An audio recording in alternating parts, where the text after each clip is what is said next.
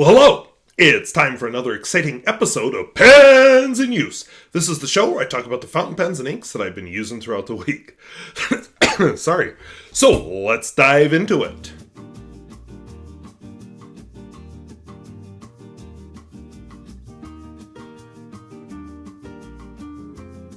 If videos like this interest you, where I talk about fountain pens both new and old and at all price points, I would invite you to subscribe. And I'm going to make some predictions here in the video, so let me know how I did, because I'm recording this Sunday night, and it doesn't get released till Friday, so yeah, let's dive into it. Alright, so these are the pens that I have inked up this week. I have a Parker 45, a Parker 180, a Parker Frontier, a Parker Reflex. I wonder why I have 4 Parkers. Well, you'll see. I have a Montblanc 32.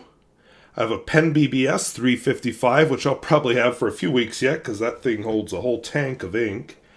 I have an Aurora 88, Lamy 2000, and a Katab. As always, I'll be filming my writing sample in this, well, as has become my recent custom, this Cognitive Surplus notebook.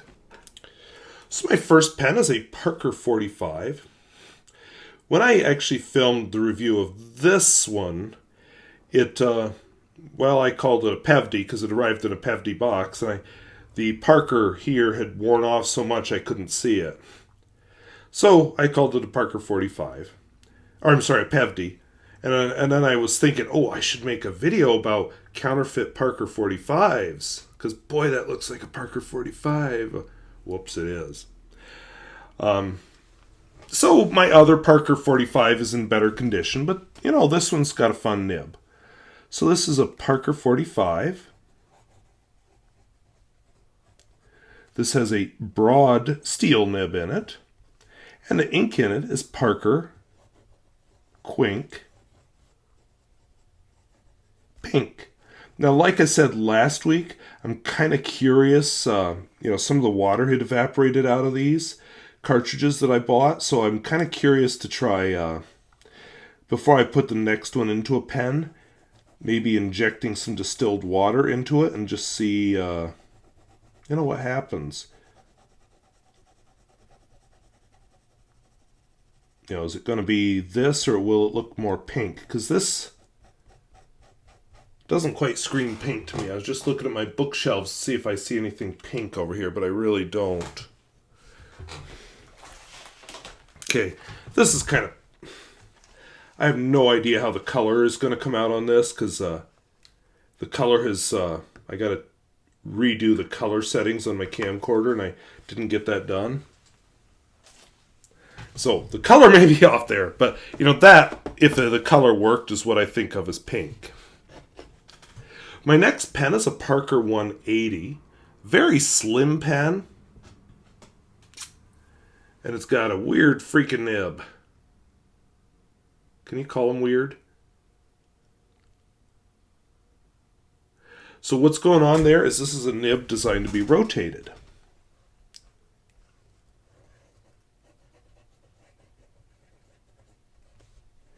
So I'm right now writing with the medium side of the nib. And I'll switch to the extra fine. So I guess I should have written XM. So this ink is Parker Quink Purple. I don't know how many people were crying out to have this kind of line variation in the same pen. I'm going to guess not a whole lot. This isn't a pen I see very much about in the... Well, of course, most pen reviewers, there's a few I've found, so I'm really happy about, that talk about vintage pens, but most of them seem to talk about modern pens.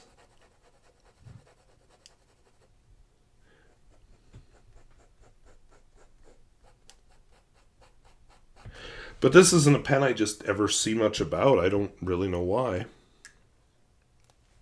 Helps if I put the cap on in the right direction. My next pen...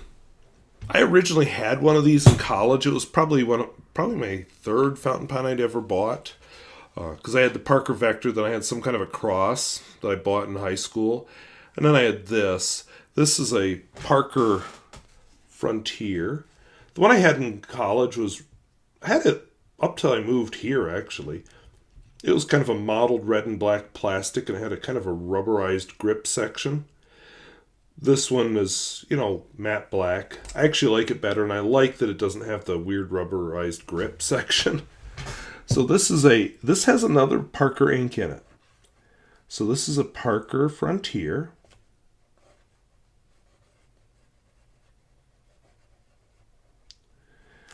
This has a medium nib in it. And the ink in it is Parker Quink Turquoise. Now, I didn't set any turquoises side by side with it, but I do think this is a very attractive turquoise, and I think it compares well with like the Lamy turquoise or the Monteverde turquoise. I do kind of like the Noodler's Navajo turquoise, but I don't own a bottle of it. And I need more bottles of ink like I need a hole in the head, so I won't be getting one. And this is just a comfortable pen to hold. It just fits very well in the hand. And just seems to write very well. It's a very well-designed pen, and it's got a satisfying click. See? This next pen is a Parker Reflex. Was given to me by a viewer who wanted me to try it. I'd never seen one of these for sale anywhere. I think some of the same ideas as a Parker Frontier, a lower cost but quality pen. The grip section is a bit rubberized, and I think the lines in it were originally filled with some kind of a white paint. And then it kind of looks like a Parker Jotter nib, to be honest. Parker Jotter was my first fountain pen. I'm not a fan of it, though. But, so I think this pen is a much better form factor to hold that nib. I am not thrilled with how deeply the nib, or how deeply the cartridge went into this pen. But I'll be able to grab it and get it out, so that's all that matters. So, Parker Reflex.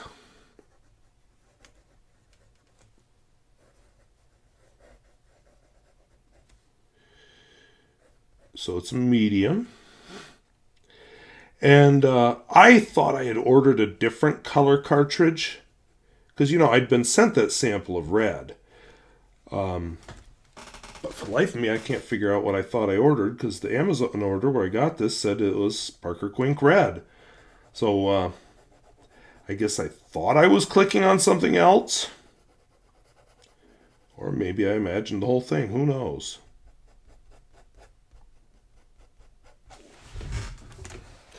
So, looking at that, I'm kind of getting this thought in my brain. How's that compare to the bottled that I was sent as a sample? Must be a few weeks ago. This one.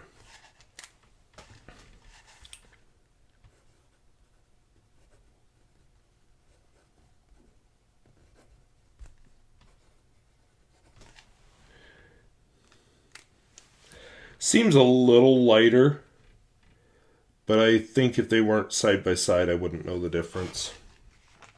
All right, so let's leave the Parker world behind. Let's enter the world of Montblanc. We'll go to the 1960s, because I don't own any modern pens made by this pen maker. So this is a Montblanc 32. Has a nice, somebody called that an intarsia nib.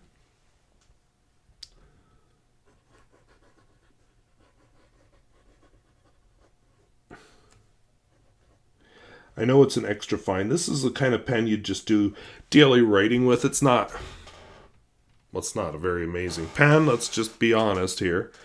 The ink in it is Colorverse Pale Blue Dot.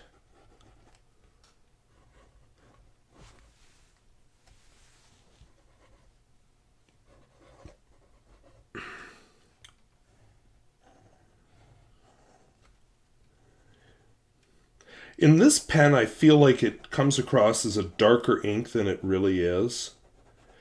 And that's one of the interesting things about this fountain pen thing. You may hate an ink in one pen, and you put it in something else, you're like, whoa! I mean, Noodler's Periwinkle is one of those for me. Hate it in most pens. Put it in, of all things, a Lamy ABC, and you're just like, oh, that's actually a really pretty color. And it doesn't dry out in that pen, it doesn't have the clogging, it just behaves very well in that pen, so for whatever that's worth. Feel like I should ink that up again. This is my PenBBS 355, but it has a Nemosine nib in it. Some people would complain that this is a knockoff, but I did that discussion another week. Well, actually, I just mentioned Figboot's discussion of it and let the comments roll in. But anyway, this is a pen I like, and a pen maker I like. This is I think PenBBS has a lot of potential. They're bringing back some interesting filleting mechanisms. The nib in it, I wasn't super thrilled with the original nib, is a Nemosine 0.6mm nib. And the ink is the exotic Rohrer and Klingner Alt-goldgrün. Somewhere I know I read that this is supposed to have a little bit of a sheen to it, but I've never seen it.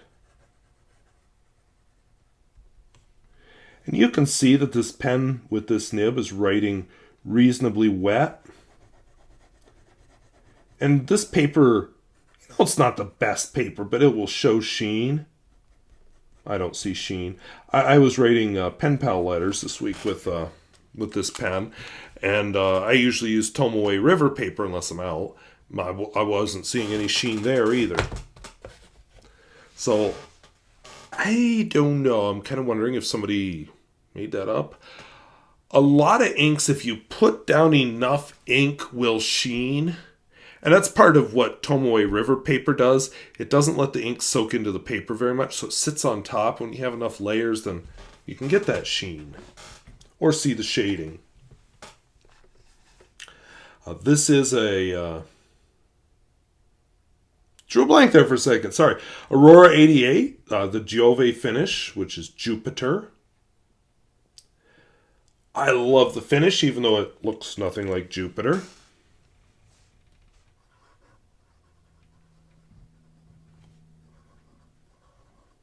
I have a broad nib in this pen. And it comes with, right now, what's in it is Birmingham pens.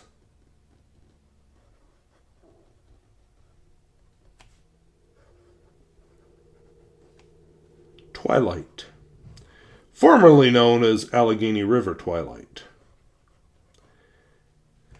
Somebody asked me how this compares to Rohrer and Klingner Cassis. I will be honest, I've never used that color, so I don't have an intelligent comment, but I did look at some photos of that ink. I think it looked, at least in the photos I looked at, it looked more purple than this. This seems to have more red in it. So take that for what it's worth. You know, I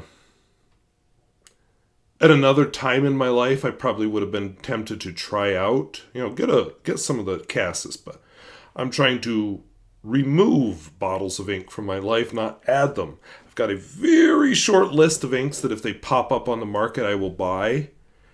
But otherwise, no. I'm removing inks from my life, hopefully. Haven't used one up since I splashed Iroshizuku Konpeki all over the living room, but the day will come. I will use up more ink. This is a Lamy 2000. Used to be my daily writer at home and at school, but this year, for whatever reason, I decided to have school pens and home pens. My thinking at the time was that, well, it'll just give me a chance to use more pens. Well, it turns out, if I leave a bunch of pens at school, they don't get used and they dry up. I was right. I really do like writing with the Pelikan Stola, which has become my daily writer at school. But the problem has been, this hasn't been used much.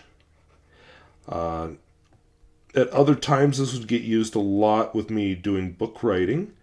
But right now, I'm trying to type the damn thing. So, I'm not handwriting much. I'm typing. So, yeah, this guy has been not going through the ink very quickly at home.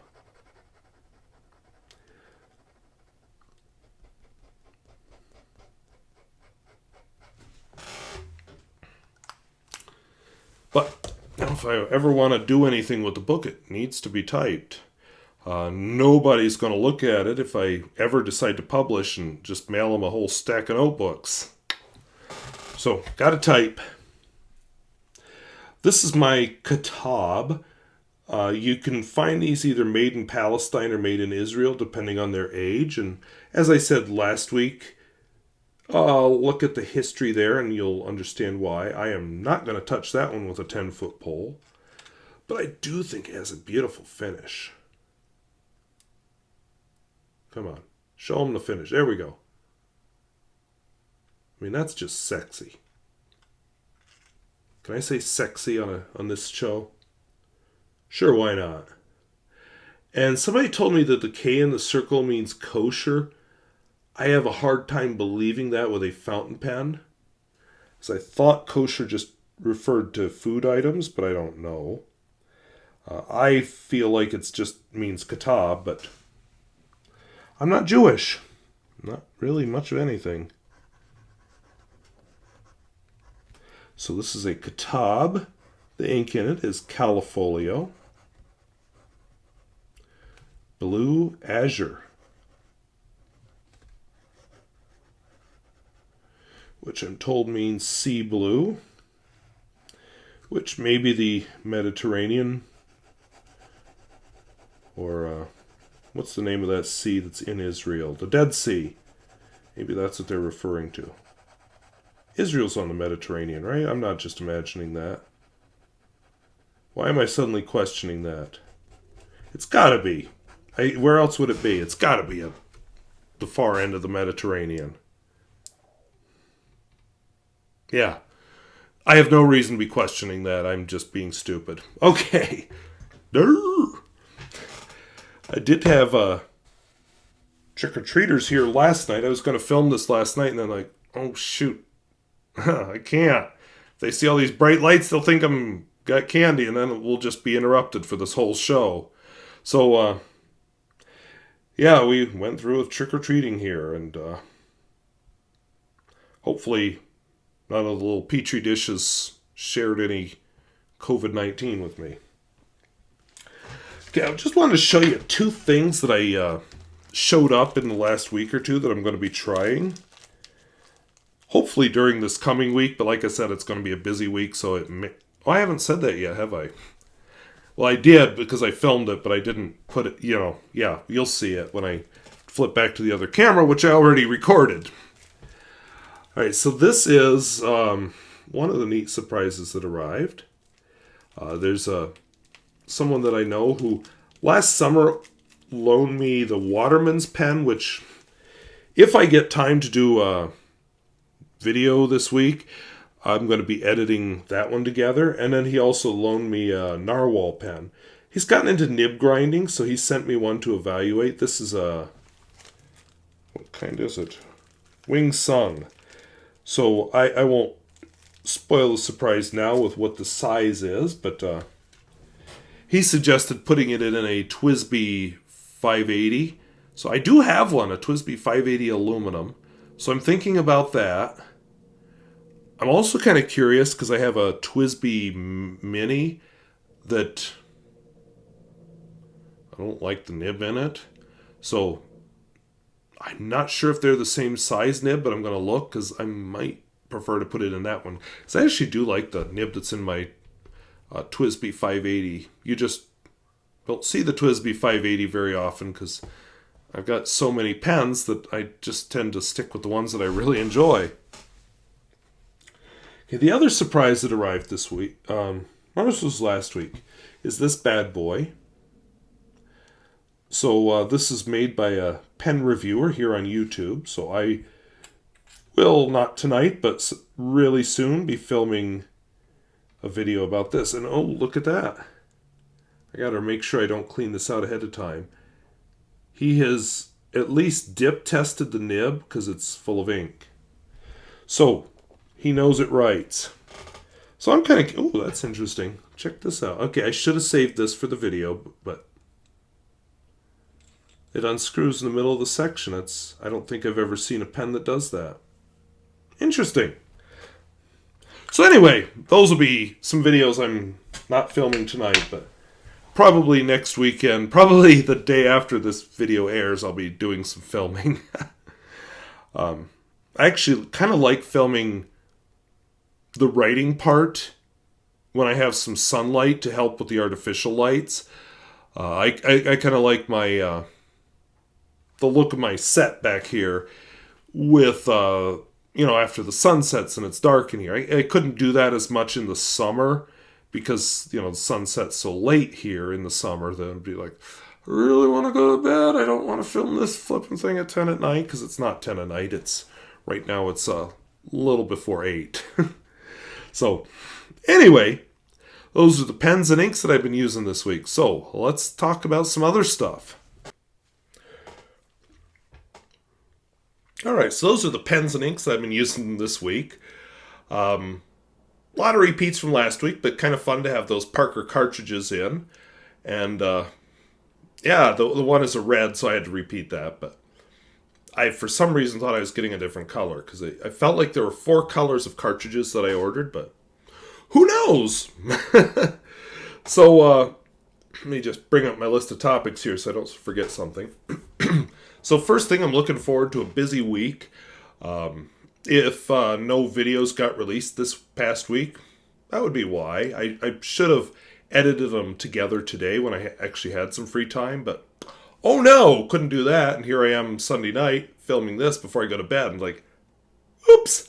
So if no videos were released this week, I'm sorry. But next week will be heaps better. And I'll have a day off next week on Wednesday because of Veterans Day. So maybe next week on Friday I'll have to talk about Veterans Day. But I guess that's a little more serious topic. But yeah, busy week. I won't be voting this coming week. Not because I don't vote, but because I already voted. I did a mail-in ballot, so that's over with. I can just sit back and watch the fun. I will say, oh, my iPad says it has a low battery. Oh, 10%. I watch this and control this on my iPad. That way I know if I'm in focus or not, because I can't tell without the iPad. Anyway, it's been kind of an interesting school year. I guess last year was interesting too with that whole teaching online thing, which is something I never thought I'd ever do in my career. This year we're not teaching online, except we are. So, if your local school is in person, especially if it's a smaller school like mine, your teachers may be a bit overworked. I teach my kids in person, but then I also have online students, so I have to walk around with a lapel mic that, I bought with my own money, because otherwise I'd have to stand in front of the laptop and talk. And yeah, try teaching from one spot. That's bad teaching practice, especially this year I have some challenging classes anyway. So that's interesting. Then you have to make sure anything you do, there's an online alternative. Larger schools are able to say, okay, we're going to have these 2 science teachers do online, and the rest of you are going to teach in person. And that kind of takes care of it, but not at a school like mine. So we're all having to do double duty, which is painful. And then, with attendance, normally I just say, oh, Joe Bob and Luke Bob and Sally Mae are absent, and mark attendance and go on. But now I got to record who's online, and oh, some kid decided to be tardy online, and I didn't notice. So Now I just marked them absent, and I have to know who should be distance learning. So I can mark them distance learning absent, distance learning present, distance learning tardy, as well as in person. It's just a lot more. I'm not enjoying it. I can't wait till this damn thing's over. I'm going to make some predictions here in a minute, but one of my predictions, it's not going to magically disappear on November the 4th. But in other news, our school has gone to a mask mandate. But what does a mask mandate actually mean? If my lighting's a little bit off, I just realized why. This light that you can't see and that light that you can't see got switched around because they were adjusted to different heights, and I moved them for the trick-or-treaters, and I put them in the wrong spots. But we're just going to go on with it because Sunday night and I want to go to bed. I'm going to edit this thing later this week. But anyway, so we have a mask mandate, but it's toothless. You have to basically nag kids to wear them, but what do you do if they don't? And I find that frustrating. Or what if they wear them wrong, which is a very popular thing. You know, wear them your nose out or under your chin, or you tell them to put it on and then they, okay. And then they go on down the hall and don't put it on. Or you tell them to put it on in your class, they put it on, and you turn your back and it's off again.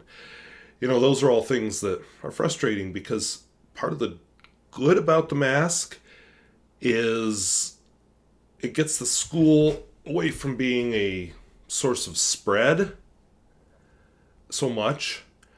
We haven't had the close contacts, because I don't know how scientific it is, but in North Dakota, if both people are wearing masks, then they're not considered close contacts.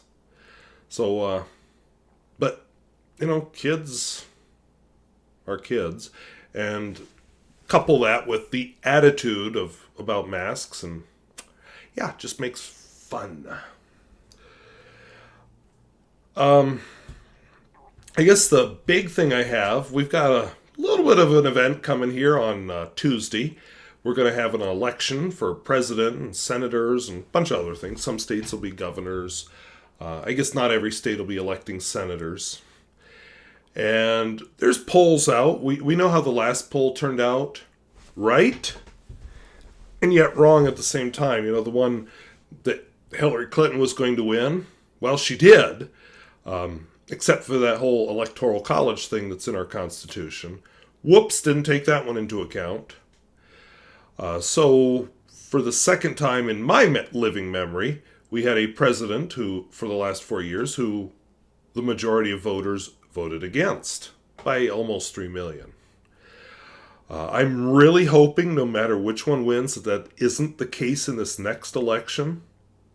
Although it might be a little hilarious if Donald Trump ends up being elected that same way again, but I don't want that. I want to see the next president elected by the majority of voters. So, as far as predictions, I'm no political scientist, but here's my thoughts. And maybe it's where I live, I don't see a Biden blowout. I kind of think Biden's going to win, but I don't think it's going to be one of those, we wake up Tuesday's the election. Wednesday morning, sorry, I had to think for a second there. We don't wake up Wednesday morning and say, oh, now we know who the next president is. That would be nice. But no, I personally think it's going to be closer, mainly because of the electoral college thing. And, well, my home state, Pennsylvania, hasn't even looked at its mail-in ballots yet. So, big state with millions of people, I think that one will be going for a few days. And I think we're going to have all kinds of chaos and court cases. So I know Pennsylvania is going to be a problem. I'm sure some other states are, because I feel like Michigan was another one that had the chance to do something about mail-in ballots and didn't. Can't remember if there's any other states, but anyway, that's my prediction. Is it's going to end up in chaos, and we're going to end up with a few days. I was joking all last week with people that we probably won't know till the weekend after.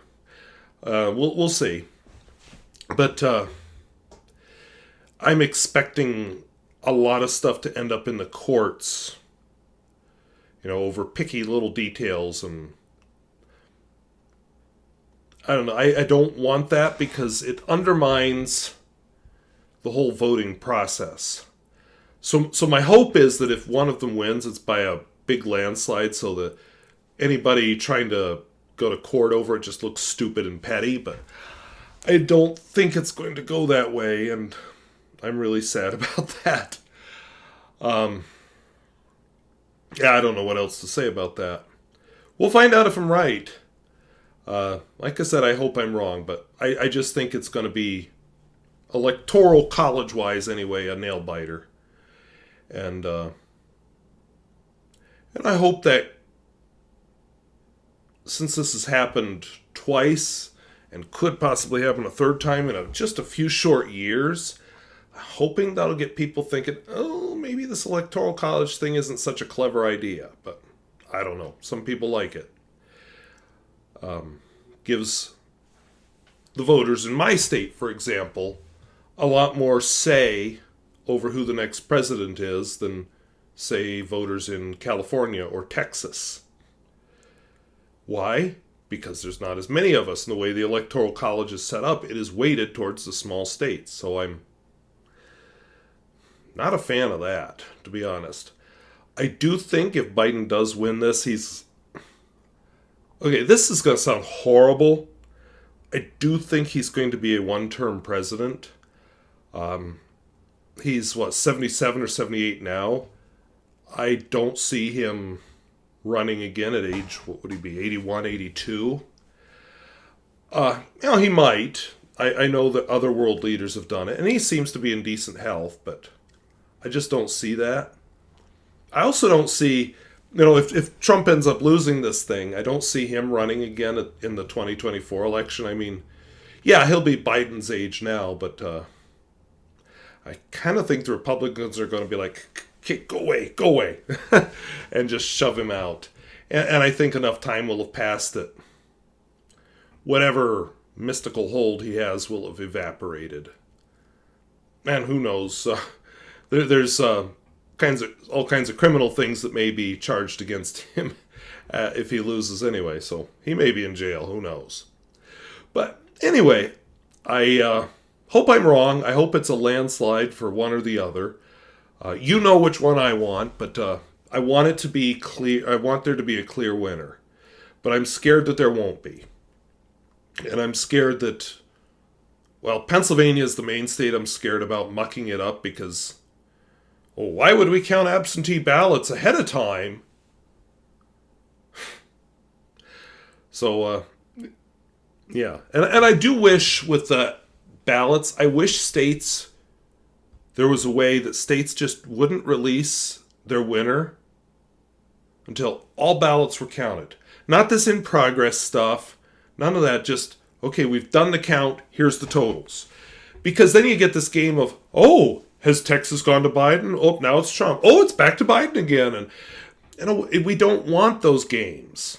It undermines faith in the electoral process because people think, wait, it switched to the other guy. That must mean voter fraud. We've had a lot of undermining of the faith in our electoral process. We saw that in the Bush versus Gore down in Florida. We saw that with the electoral college thing. We saw that in the last election. I think we've seen this over and over again. And when you actually study the amount of voter fraud going on in this country, it's very small. And these conspiracies that people allege are nuts. I'm not a conspiracy theorist. Okay, maybe we can have 10 votes here, 20 votes here.